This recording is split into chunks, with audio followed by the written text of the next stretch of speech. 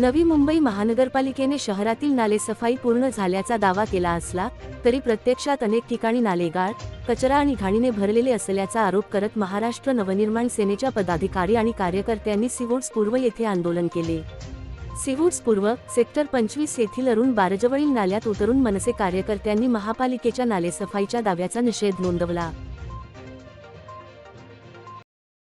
आपल्या नवी मुंबईच्या महापौर सन्माननीय सुजाता पाटील मॅडम यांनी काही दिवसापूर्वी सांगितलं की पावसाळ्यापूर्वीची नालेसफाई ही 100% नवी मुंबईत झालेली आहे। आता आम्ही सध्या नेरूळ पूर्व सीवूडला सेक्टर 19 इथे उभे आहोत। तुम्ही इथे माझ्या मागे बघताय, हा नाला जवळपास नेरूळवरून सुरू होतो, 2 ते 3 किलोमीटरचा आहे। तसं बघितलं तर हा तुर्ब्यावरून चालू होतो, हा मोठा नाला आहे। पण ह्याची नालेसफाई तुम्ही बघू शकता, इथे 4-4 फूट गाळ साठलेला आहे। आम्ही एक प्रात्यक्षिक दाखवलं की काठी दाखवली की त्या काठी जेव्हा आम्ही नाल्यामध्ये टाकून बघितली तर साधारणतः 3.5 ते 4 फूटचा गाळ आहे। तर ही कसली नालेसफाई आहे? आमचा महापौरांना आणि आयुक्तांना प्रश्न आहे की तुमची नालेसफाई फक्त कागदावर झाली आहे का? फक्त तुमची नालेसफाई टेंडर काढण्यापुरती झाली आहे का? ही नालेसफाई न झाल्यामुळे इथे एकूण 5 आउटलेट आहेत। ही 5 आउटलेट मधून नाल्याचं पाणी किंवा पावसाचं पाणी वाहून जायला, पण त्यातले 5 मधले 4 आउटलेट पूर्ण तुंबलेले आहेत। 4 आउटलेट मधून पाणी जाणारच नाही, फक्त एकाच आउटलेट मधून पाणी जाऊ शकतं। एवढा जास्त गाळ साठलेला आहे, एवढा प्रचंड मोठा गाळ साठलेला आहे, तरीही महानगरपालिकेचं इथं दुर्लक्ष आहे। कोणत्या प्रकारची नालेसफाई झालेली नाही। महापौर मॅडम जे म्हणतात आणि जे सन्माननीय आयुक्त साहेब म्हणतात हे पूर्ण खोटं आहे। तर आम्ही जे नाल्यामध्ये जी काठी आम्ही घुसवली तुम्ही ही बघू शकता, साधारणतः 3.5 ते 4 फूट ही खाली गेलेली आहे। म्हणजे एवढा गाळ तर आम्हाला दिसतोय। ही लाकडाची काठी आहे, लोखंडाची काठी लोखंडाचं जर आम्ही एखादा सळई जर घुसवली असती तर ती अजून खाली गेली असती।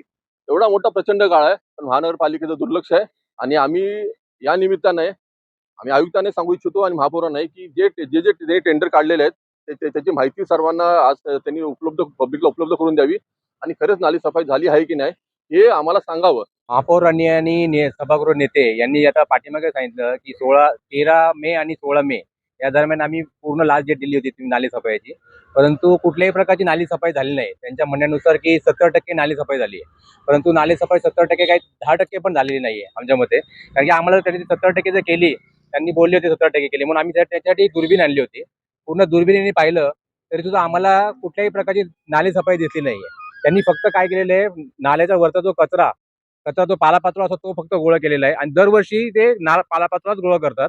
याच्या व्यतिरिक्त ते काहीच करत नाही। आम्ही दरवर्षी त्यांना पत्रव्यवहार करून विचारतो की तुम्ही नालेसफाई केली का?